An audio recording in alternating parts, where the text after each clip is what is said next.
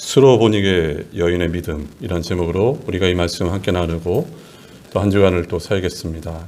지난 주일날 말씀 연결을 생각해 보면요, 지난 주일 마가복음 7장 1절부터 23절 말씀에는 바리새인과 서기관들이 나와서 예수께 당신의 제자들은 어떻게 손을 씻지 않고 음식을 먹을 수 있습니까? 부정함을 말했어요.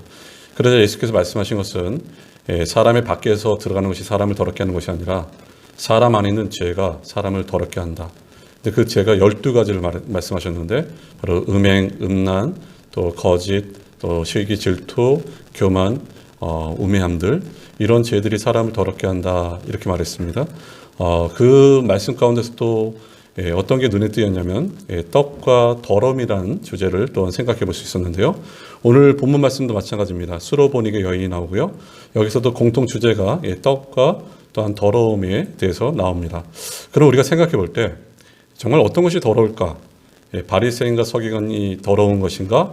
아니면 이 이방 여인, 그리고 귀신 들린 자녀를 가진 이 여인이 더러운 여인입니까? 그럼 이 더러움을 어떻게 씻을 수 있을까? 우리가 잘 아는 것처럼 우리의 더러움을 씻을 수 있는 것은 오직 예수 그리스도를 믿음으로 우리의 죄가 용서받고 죄를 씻을 수 있음을 말하고 있는 것입니다. 즉, 이 여인이 예수 앞에서 믿음으로 깨끗함을 받은 여인임을 이 본문은 말하고 있어요. 진정한 정결함은 주님께 달려 있습니다. 사람에게 달려 있지 않습니다. 사람이 아무리 손을 씻고 몸을 씻고 또한 공로가 행할지라도 오직 주께서 그분이 우리를 의롭다고 칭해 주시지만 우리가 의롭게 됨을 보게 됩니다. 오늘 세 가지 살펴볼 때요. 첫 번째, 수로보닉의 여인입니다. 읽었던 24절 말씀 다시 한번 보실까요? 예수께서 일어나사 거기를 떠나 두로 지방으로 가서 한 집에 들어가 아무도 모르게 하시려 하나 숨길 수 없더라, 이렇게 나 있어요. 예수님이 일어나서 거기 즉 가버나움을 떠나 북방 두로 쪽으로 가심을 보게 됩니다. 두로란 지역은 이방 지역입니다. 오늘날로 말하면 이 지역이 어디 정도 해당될까? 네바논 정도 해당되는 지역이 바로 이 두로 지역을 보게 됩니다. 근데 예수께서 이 두로 지역에 가셔서 한 집에 들어가 아무도 모르게 하시려 하나 숨길 수 없더라, 이렇게 나 있어요. 한 집에 들어가셔서 쉼도 충전도 또한 그 집에서 제자들을 가르치시고자 한 집에 들어가셨지만 쉴 수 없었던 이유는 수로보닉의 여인이 예수님을 찾아온 것이에요. 소문을 듣고 예수님께 찾아온 것이에요. 예수님을 찾는 자를 주님은 만나 주십니다. 우리가 잘 아는 잠언서 8장 17절에 이렇게 말하고 있죠. 나를 사랑하는 자들이 나의 사랑을 입으며 나를 간절히 찾는 자가 나를 만날 것이니라, 이렇게 나 있어요. 하나님을 간절히 찾는 자가 하나님께서 만나주신다, 이렇게 말합니다. 25절 말씀 보세요. 이에 더러운 귀신 들린 어린 딸을 둔 한 여자가 예수의 소문을 듣고 곧 와서 그 발 아래 엎드리니, 이렇게 나 있어요. 마가는 여기서 한 여인을 소개하고 있습니다. 근데 이 여인이 어떤 여인인가? 유대인들이 생각하기에 굉장히 부적절한 여인이었어요. 왜냐하면 먼저 여인이었고 또 이방 여인이었고 그리고 더러운 영이 들린 딸을 둔 자가 바로 이 여인입니다.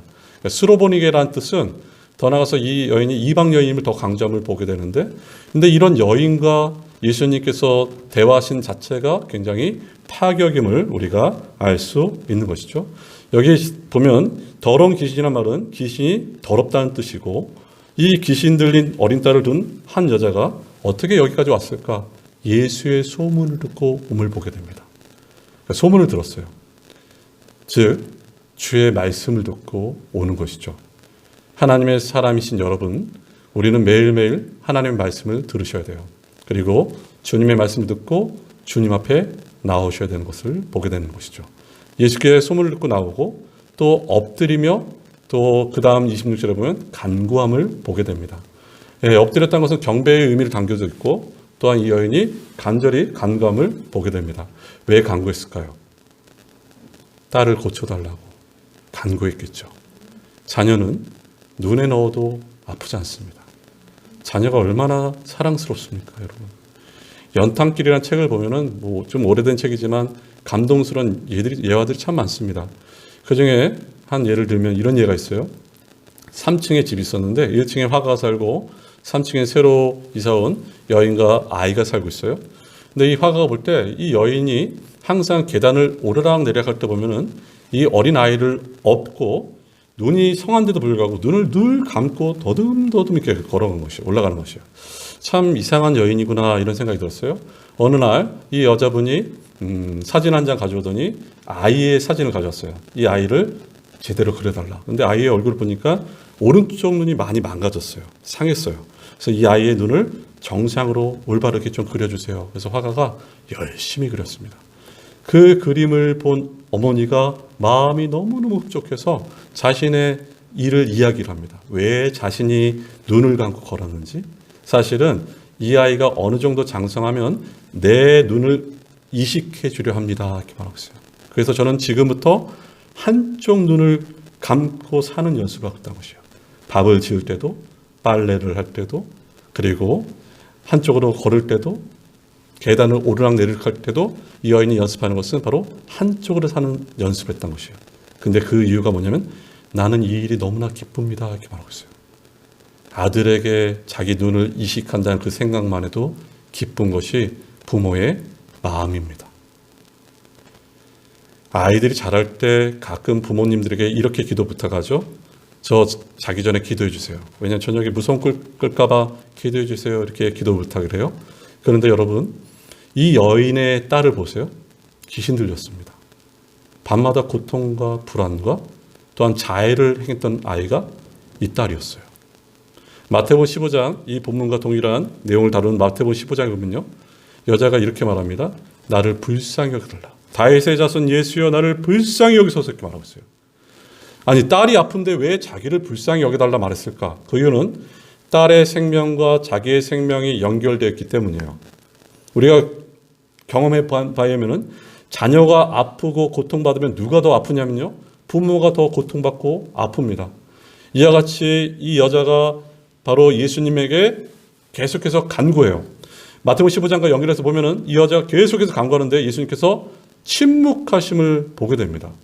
신앙생활하는 우리가 어느 때 가장 힘드냐면요. 하나님이 침묵하실 때요. 하나님 마치 숨어 계실 때, 하나님 느껴지지 않을 때가 신앙생활에서 가장 힘듭니다. 우리가 잘 아는 욥은 성경상에서 가장 많은 고난을 받은 자가 욥이었습니다. 욥이 그 수많은 재산을 하루아침에 잃고 10 자녀를 잃고 자신의 명예 모든 것을 잃어버린 자가 욥이에요. 그의 가장 힘들었던 것은 숨어 계신 하나님이에요. 침묵하신 하나님. 그래서 욥기서 23장 8절 9절에 다음과 같이 말하고 있죠. 그런데 내가 앞으로 가도 그가 아니 계시고 뒤로 가도 보이지 아니하며 그가 왼쪽에서 일하시나 내가 만날 수 없고 그가 오른쪽으로 돌이키시나 배울 수 없구나. 앞으로 가도 뒤로 가도 왼쪽으로도 오른쪽으로도 하나님이 보이지 않는다는 것이에요. 침묵하신 하나님. 책 중에 이런 책이 있습니다. 하나님 제가 당신께 실망했습니다. 이런 책이 있어요. 근데 이 책의 내용을 보면요. 하나님께 실망한 사람들은 누구냐면 하나님 백성들이 실망을 하죠. 실망하지 않은 사람들은 무신론자입니다. 무신론자들은 실망할 필요가 없어요. 왜냐하면 하나님 믿지 않기 때문에 실망하지 않아요. 근데 하나님 백성들이 실망함을 보게 되는 것이죠. 많은 신실한 성도가 하나님의 임재를 체험하지만 또 동일하게 하나님의 침묵과 부재와 숨어 계심을 체험할 때가 있음을 보게 됩니다. 그런데 이렇게 신실하신 하나님의 사람들이 가장 안타까운 것은 그 하나님을 많이 체험했음에 불구하고 그 하나님과 친밀함을 누렸음에 불구하고 하나님의 임재가 느껴지지 않는 것이 가장 힘든 것이에요. 성부 하나님과 가장 친밀함을 누리셨던 예수께서 십자가상에서 이렇게 말씀하세요. 나의 하나님, 어찌하여 나를 버리시나이까. 하나님의 침묵입니다. 숨어 계시고 침묵하시는 하나님은 도망가시고 피하시는 하나님이 아니십니다. 지금도 그분은 일하시는 하나님이세요. 그럼 왜 그가 숨어 계시고 침묵하실까? 그 이유는 우리의 믿음을 발견하기 위해서입니다. 우리가 하나님을 찾고 그 찾는 과정에서 믿음이 자라나게 하시기 위해서 우리에게 때로는 침묵하고 때로는 숨어 계실 때가 있음을 보게 되는 것이죠. 지금 이 여인에게 예수님은 침묵하고 계셨어요. 예수께서 두 번째 우리 살펴볼 것은 이 수로보니 여인의 믿음입니다. 우리가 27절 말씀 보세요. 예수께서 이르시되 자녀로 먼저 배불리 먹게 할지니 자녀의 떡을 취하여 개들에게 던짐이 마땅치 아니하리라. 이렇게 했어요. 간구했던 이 여인에게 예수님께서 말씀하셨는데 그 말씀의 내용은 너무나 멸시적인 단어와 모욕적인 언어였습니다. 근데 한마디로 이런 단어예요. 여기 떡이 있다 치자. 근데 이 떡을 가지고 자녀에게 먼저 주지 개에게 줄 부모가 어디 있겠느냐 이것이에요. 그러니까 한마디로 이것을 풀이하면은 여기서 말하는 자녀란 이스라엘 백성들을 말하고 있고 여기서 말하는 개는 이방인을 말하고 있습니다. 그러니까 이 떡을 가지고 유대인에게 먼저 주는 것이 마땅하지 이방인 개인 너에게 주는 것이 마땅하냐 이것을 물어보고 계세요. 우리가 알고 있는 예수님은 너무너무 사랑이 많으신 예수님이십니다. 그분은 불쌍히 여기셔요. 나인성 과부의 아들이 죽었을 때도 불쌍히 여기셨다. 창자가 끊어질 정도로 아파하셨고 오병의 사건을 통해서도 목자 없는 양을 통해서 보시면서도 그들을 보면서도 예수님의 마음은 불쌍히 여기셨으면 보게 돼요. 근데 여기서 예수께서 너무너무 심한 말씀하셨어요. 너는 개다 이것이에요. 개에게 떡을 주는 것이 마땅하냐? 그럼 예수께서 여러분 왜 이렇게 멸시의 언어를 쓰셨을까요?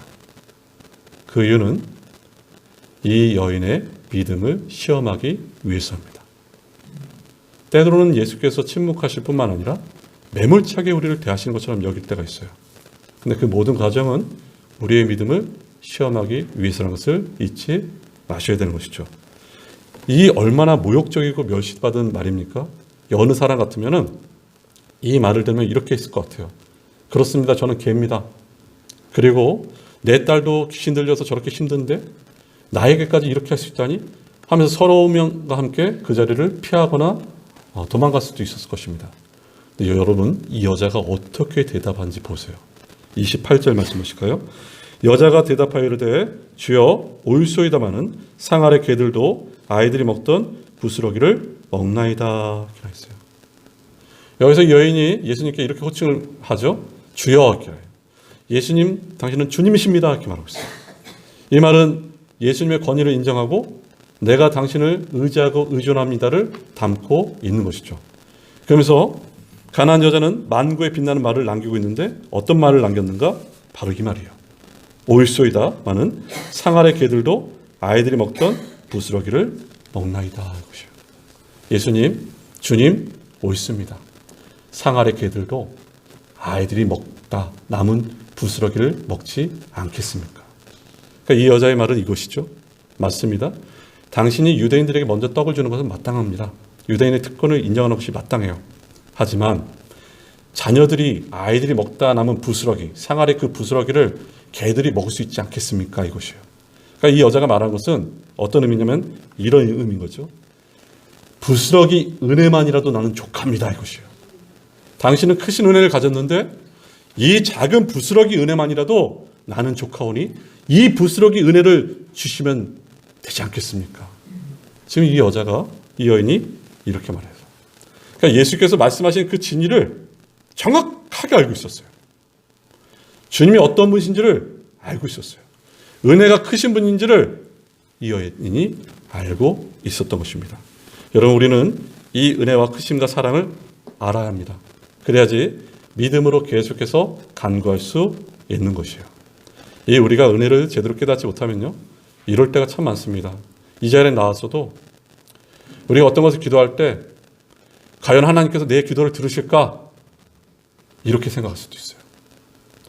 내 모습을 볼 때 내가 예배 드리는 모습 내가 정말 말씀대로 살지 않고 내가 하나님 뜻대로 살지 않고 내가 착하게 살지 않는데 과연 하나님이 이런 나의 간구를 들어주실 수 있을까?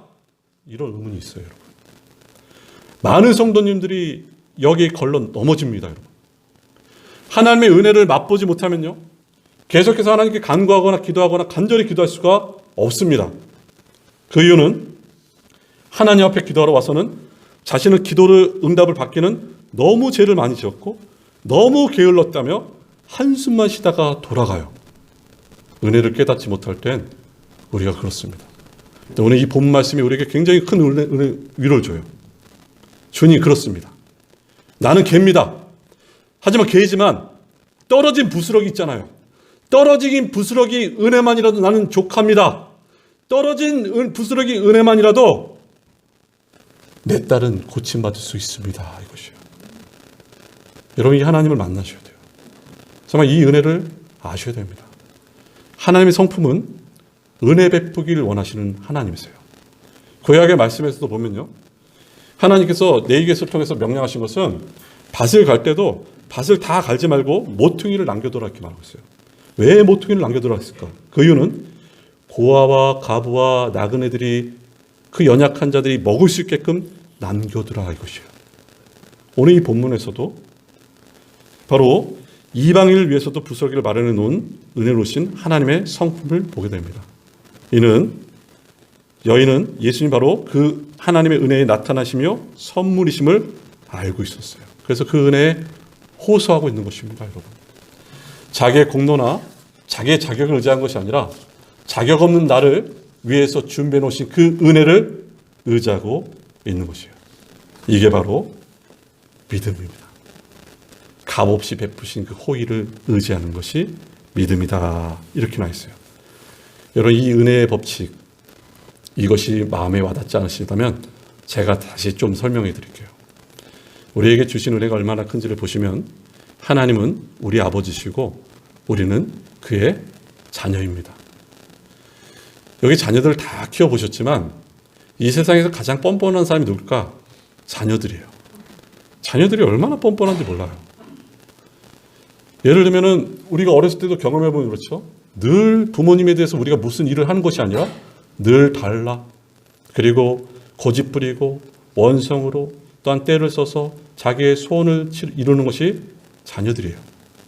어느 목사님이 이런 말을 했습니다. 자기에게도 아이가 셋이 있는데 얼마나 뻔뻔한지, 자기가 구두 닦으라는 말도 안 했는데 구두 닦고 나서 얼마 주실래요? 그런데요. 이게 자녀예요. 그러니까 자녀는 굉장히 뻔뻔한 게 바로 자녀입니다. 근데 만약에 그런 자녀가 어느 날 갑자기 아빠에게 필요한 것을 구하지 않고 이렇게 생각한다고 생각해 보세요. 아빠는 나를 좋아하지 않아. 왜냐하면 나는 공부도 못하고, 나는 다른 집 아이처럼 반장도 아니고, 나는 내 동생을 늘 때리고 밥만 축내. 아빠는 나를 좋아하지 않아.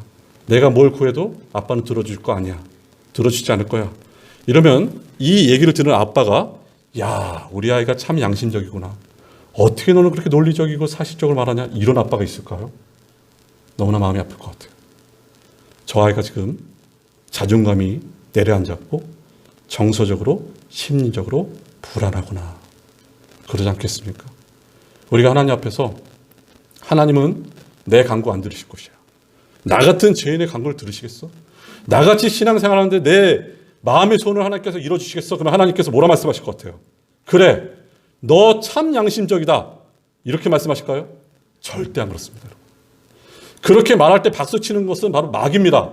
근데 하나님은 너무너무 마음 아파하시는 분이 바로 하나님이세요. 은혜는 우리가 생각한 것보다 상상을 초월합니다. 자격 없는 우리를 불러주셨어요. 그분께 나가시면 돼요. 여러분 그거 아세요? 우리가 10번, 100번, 1000번, 10,000번, 억번 죄를 지을지라도 하나님께 나와서 기도하면 하나님께서 들으십니다. 이게 바로 하나님의 은혜라는 것을 잊지 마셔야 돼요. 그런데 이것을 너무 놓치고 살아가고 있어요. 어떤 한 여인이 17세에 임신을 하고 아이를 낳아서 아이를 입양 보냈습니다.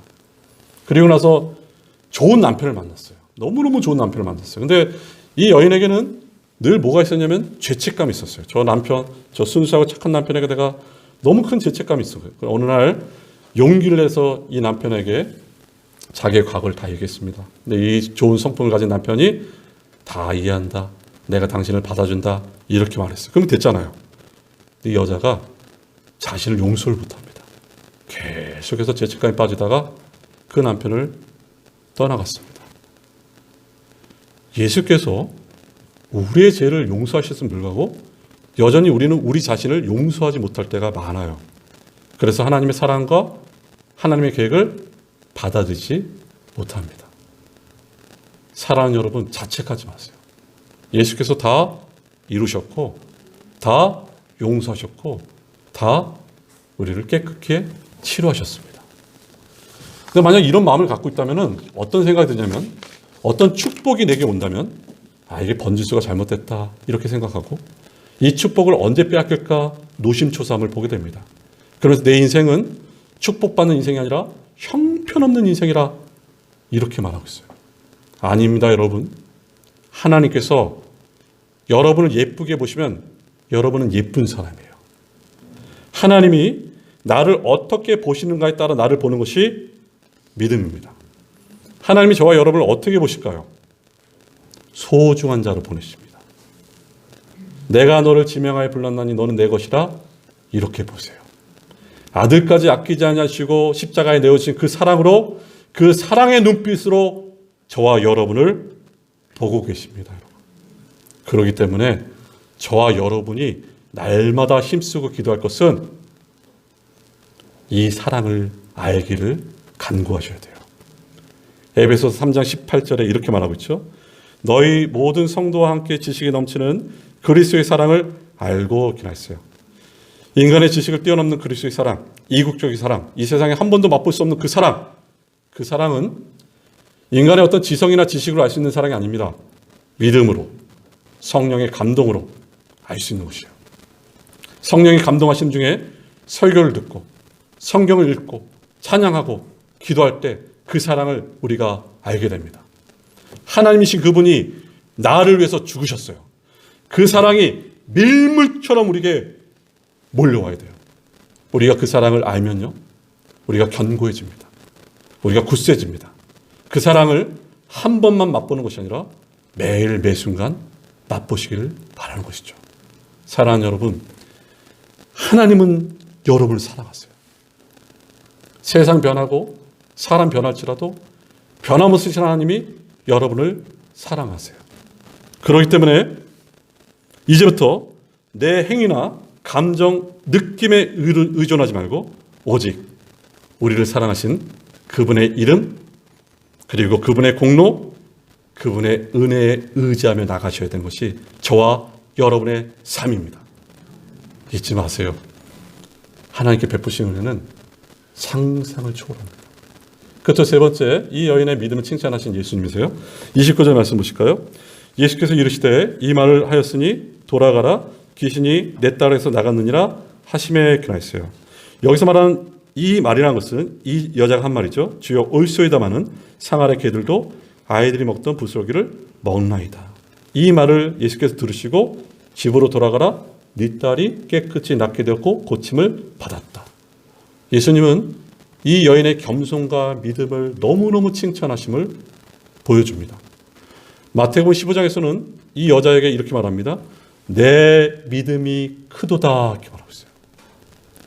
그러니까 한마디로 겸손과 믿음은 동행합니다. 믿음이 좋은 사람은요, 겸손한 자입니다. 믿음과 겸손은 동일한 것을 잊지 마셔야 돼요. 예수께서 이 여인의 믿음과 겸손에 감탄하시고 그 여인의 딸을 멀리서도 말씀으로 고쳐주심을 우리가 보게 됩니다. 믿음이란 것은 어떤 큰 사역을 하고 큰 비전을 갖는 것이 그게 큰 믿음이 아니라 믿음이란 것은 하나님 앞에서 내 마음이 가난해진 것이 바로 믿음입니다. 믿음은 겸손이고 믿음은 진실합니다. 그래서 때로는 하나님께서 우리에게 여러 가지 환난을 주실 때가 있어요. 어떤 이들은 사업의 어려움, 어떤 이들은 병을 얻게 되고 어떤 이들은 자녀들의 문제가 생기게 되고 여러 가지 헝클어진 어려운 일들을 만나게 됩니다. 왜 이런 어려움과 환난을 주신 목적이 뭘까? 그것은 우리를 겸손케 하기 위해서입니다. 환난을 주신 목적은 우리를 낮아지고 믿음으로 겸손히 하나님께 나가게 하기 위해서 우리에게 환난을 주셔요. 교만한 자가 환난을 당하면 겸손해집니다. 교만한 자가 병을 얻으면 겸손해집니다. 오늘 이 여인 보십시오. 이 여인에게 그 딸, 소중한 딸이 귀신 들렸어요. 너무나 큰 환난을 만났습니다. 이 환난 가운데 이 여인이 다듬어져서 믿음을 갖게 되었고 그리고 겸손히 주 앞에 나올 수 있음을 보게 됩니다. 사랑하는 여러분, 겸손해지면요, 저도 이 부분을 늘 마음에 묵상하고 하나님 은혜를 구하고 애쓰며 나가는데, 겸손해지면 남이 나를 비난할지라도 불평하지 않습니다. 겸손해지면 어떤 일이 있어도 잠을 처할 수 있습니다. 자존심을 내세우지 않게 돼요. 우리가 어떨 때 공경에 처하냐면요, 내가 내 자존심을 내세울 때 어려움에 처할 때가 있음을 보게 됩니다. 자존심을 내세울 필요가 없어요. 왜냐하면 근본적으로 우리는 다 죄인이기 때문입니다. 겸손해지면요, 어떤 일이 있을까? 내 옆에 있는 사람들이 너무너무 소중합니다. 일례로 내 옆에 있는 아내가 너무너무 감사한 것이에요. 이렇게 못난 나를 일평생 같이 옆에 있어준 것, 그 자체가 감사한 것이죠. 그리고 자녀를 대할 때도 겸손해지면 나같이 부족한 부모에게 저렇게 훌륭한 자녀를 주심에 감사하게 되는 것이죠. 그래서 겸손하고 나면 은혜 아닌 것이 없습니다. 믿음과 겸손은 동행합니다. 하나님 앞에 정직하게 스스로를 한번 더 살펴보세요. 저는 이 올소이다 이 말이 너무너무 좋았어요. 하나님이 너는 개다 그러면 예, 저는 개입니다. 그런데 하나님, 저는 하나님 은혜 안에 있는 개입니다. 하나님, 너는 죄인이다 그러면 예, 올소입니다. 저는 죄인입니다. 하나님, 너는 의롭다 말하면 옳습니다. 저는 의롭습니다.